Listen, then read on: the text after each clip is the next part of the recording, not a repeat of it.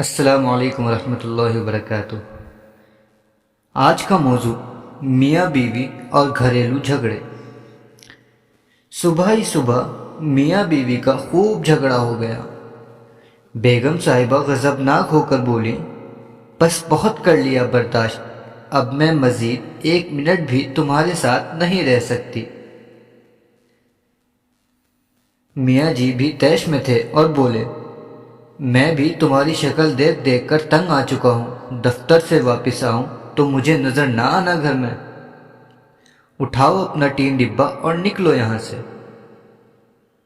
میاں جی غصے میں دفتر کی طرف چل پڑے۔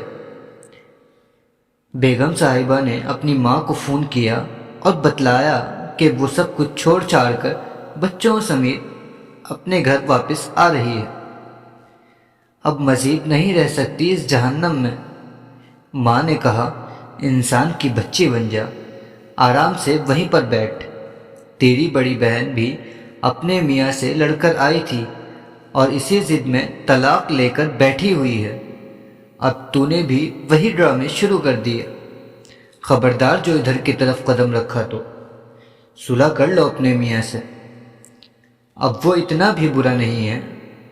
ماں نے لال جھنڈی دکھائی تو بیگم صاحبہ کے ہوش ٹھکانے آئے اور وہ پھوٹ پھوٹ کر رو پڑی۔ جب رو کر تھکی تو دل ہلکا ہو چکا تھا۔ میاں کے ساتھ لڑائی کا سین سوچا تو اپنے ابھی کافی غلطی نظر آئی۔ منہ ہاتھ دھو کر فریش ہوئیں اور میاں کی پسندیدہ ڈش بنانی شروع کر دی اور ساتھ ہی ساتھ اسپیشل کھیر بھی بنا لی۔ سوچا شام کو میاں جی سے معافی مانگ لوں گی، اپنا گھر پھر بھی اپنا ہی ہوتا ہے۔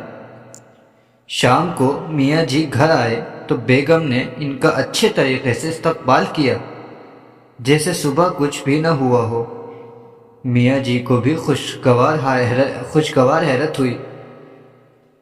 کھانا کھانے کے بعد میاں جی جب کھیر کھا رہے تھے تو بولے، بیگم کبھی کبھار میں بھی زیادتی کر جاتا ہوں، تم دل پر مت لیا کرو، بندہ بشر ہوں، غصہ آ ہی جاتا ہے۔